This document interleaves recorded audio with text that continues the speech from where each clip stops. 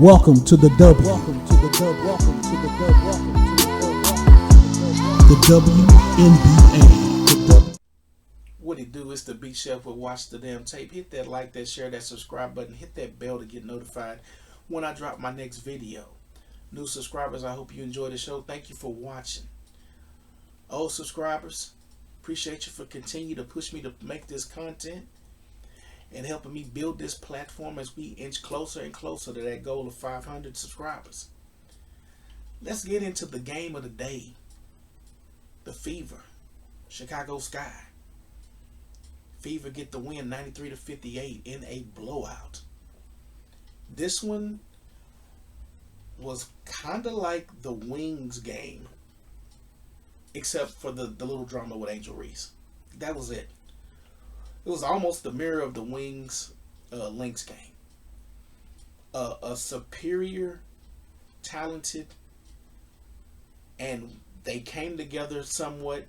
There was a lot of stuff that the Fever could work on, and that's scary because they scored 93.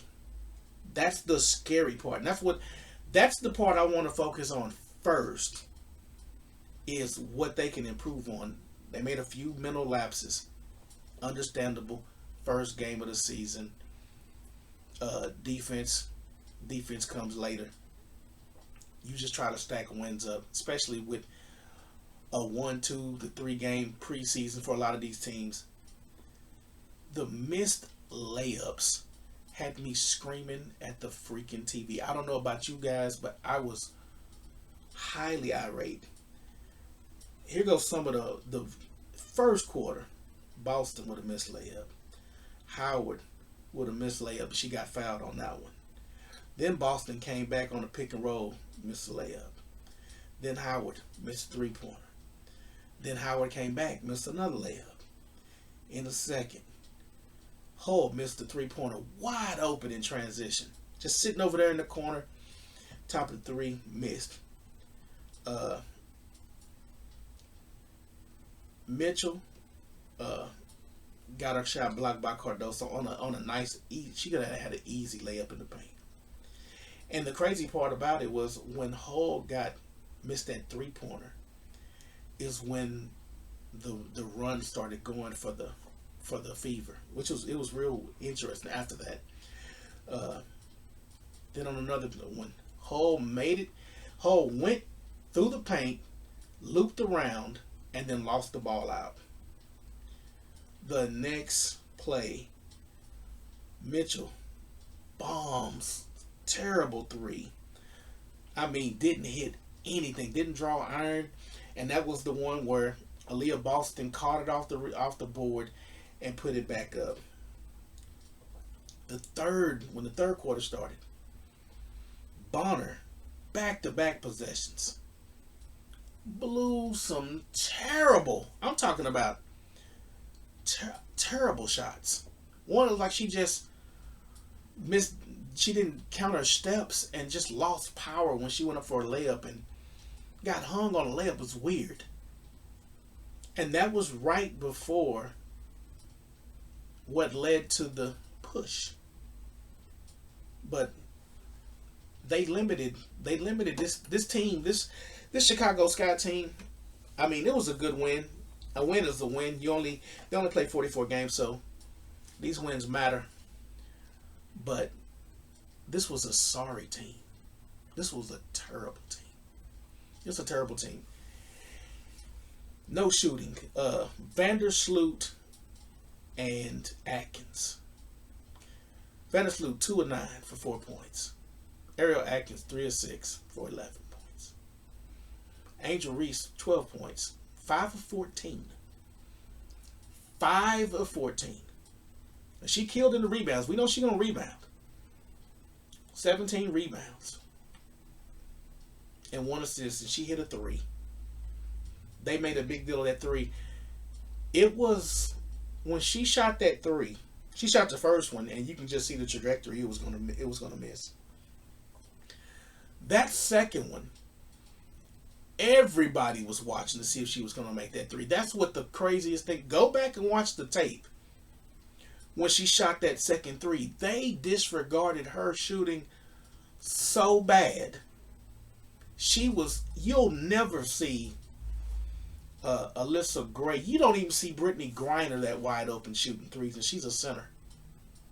They don't respect her shot, and I'm glad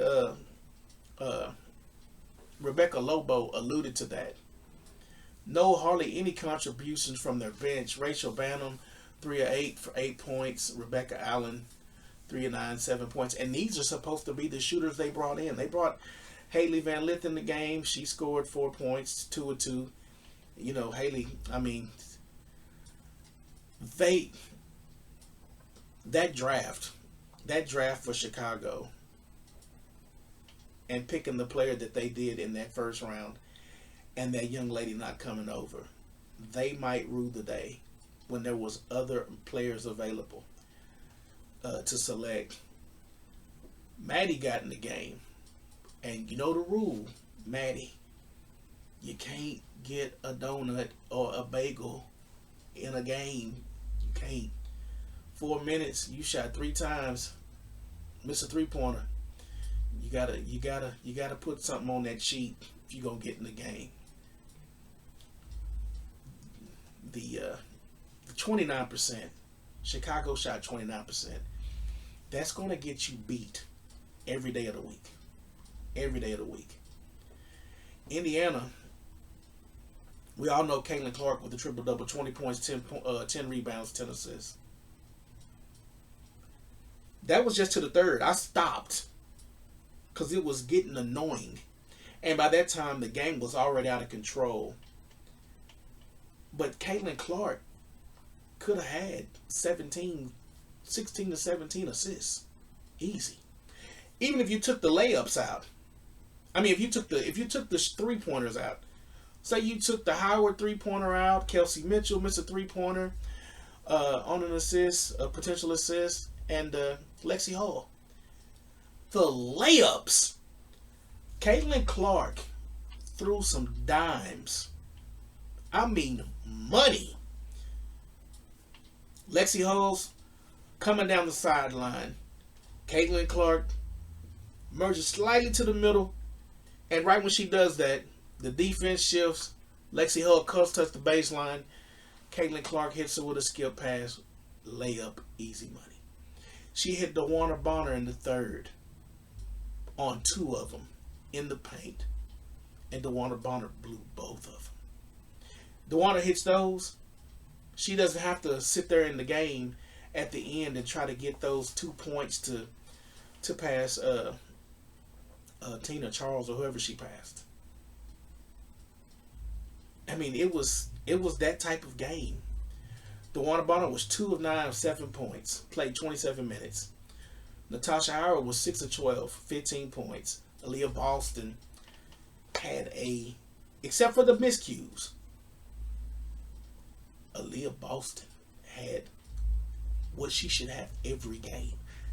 The game she had, especially defensively, she had 5 blocks. She was swatting S left and right. Coming across the lane, swatting people's stuff. Really handled Cardoza well. Kelsey Mitchell, 6 of 12, 15 points. Caitlin Clark, like I said, with the triple-double. They didn't even really need the bench. Lexi came in 4 of 10, 9 points. Sophie Cunningham was, she's got that leg injury, the ankle, so she didn't play. They didn't really need anything. Brianna Turner, you got in the game for 6 minutes, you got a donut and a bagel. Unacceptable. It was good that we're playing Chicago. The game they played and how they started out kind of slow. They ended up shooting 46%. Didn't shoot well from 3. Only shot 33%. 7 out of 21. Didn't shoot well from the free throw line. Shot 64%. They played New York like this, they get beat. I'm just going to keep it a buck. And I like the FIFA. They play like this against New York. They play like this against Minnesota. They get beat. Even though it's early, I get it. I get it. It's early. It's game 1. This still preseason.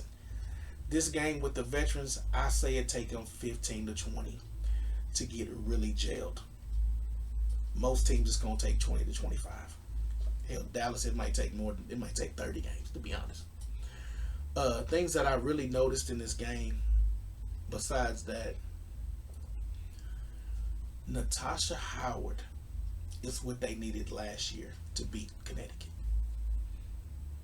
Natasha Howard is strong as a bull.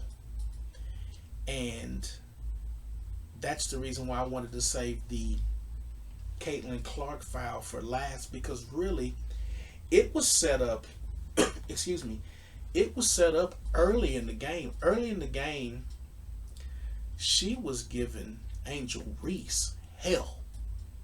Angel Reese can't move her. Angel Reese can damn near bully just about. That's her superpower. Angel Reese, super physical. She met somebody that had more strength than her, and it was frustrating her. And you can see during the game there was a point where she backed down. Natasha Howard missed the shot. It didn't get blocked. She missed it. She got the ball back. Caitlin Clark stole it from her. Went down court. That was around the 5:42 mark. And then a couple minutes later is when, the push happened. Let's just take a look at the push. What it do, folks? Let's just get right into it. Draw number 3. And look out, Caitlin Clark pushes Angel Reese, and Angel Reese. The killer part about it is they missed the foul on Afterwards, has Angel something to Reese say and as Natasha Clark Howard. walks away.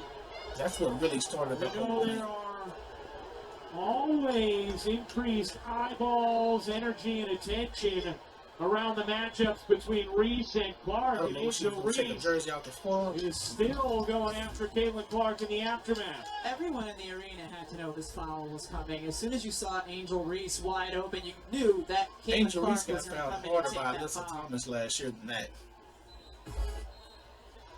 Draw number 3. Hilarious. And look. Now see, that push was the result of, one, they were getting their butts whooped. At that point, they were down by 14. The getting manhandled had already occurred in the second quarter when Lexi Hull, like I said, Lexi Hull came in the game. She vibed with Caitlin. The next possession, Caitlin hits Aaliyah Boston for an easy layup. And that's when the rout really started. That's when they started to extend that lead. They came back in after the half, and Indiana starts putting it on them early. Now the transition game's going. Caitlin's hitting freaking threes, and Natasha Howard is in there doing that dirty work on that young lady, and that young lady ain't liking it. And that's the reason why she started doing all that screaming. If you watch the game, watch Natasha Howard and how she interacts with Angel Reese. She's a veteran. She done played a ton of games, and she got into that cabeza. She got into Angel Reese's cabeza, and it was over. That's the reason why the push occurred, because she could not handle playing that woman straight up. That's why she pushed her out the way to get that rebound. That's where it all came from. That's where it all started. It was because last year you didn't have that warrior on the team that would go at the other players' bullies. You got that now. You got it now. Angel don't have them hitters on her team no more. There's no more Trinity Carter. There's no more Diamond DeShields with the Mr. Miyagi bumps, leg swipe that she did on. They ain't got that no more. So she don't have those hype people to hype her up. That's why she was trying to take her shirt off, her jersey off, and do all that rah-rah stuff, because there's nobody to rah-rah for her. That's why they sat her butt down after that foul and just said, hey, no, you just take a seat, because you a hothead. You're doing too much. And that comes with the pressure of taking on that villain role. And you can see the villain role starting to make her crack. And none of her teammates, they held them back. But who was going to really go out there for a foul? You just barely got touched. None of the teammates on the court were doing anything. They were probably looking at her like, what the F are you doing? You look stupid. But that's what happens when you paint a target on your back and you let the media gas you up. You let Shanae and Andrea Carter and all them say, sister, we got you. Yeah, they got you. And your fake fans got you too. That's also they want to talk about now. They don't want to talk about that butt whooping that you were getting served, and it got progressively worse as the game went on. That's why I didn't mind when they put Caitlin Clark back in the game, because ain't nobody on this team got no smoke for Caitlin. They ain't got no smoke. They are getting rid of these people that were dumbing down the game and thugging it up. They getting them out of here.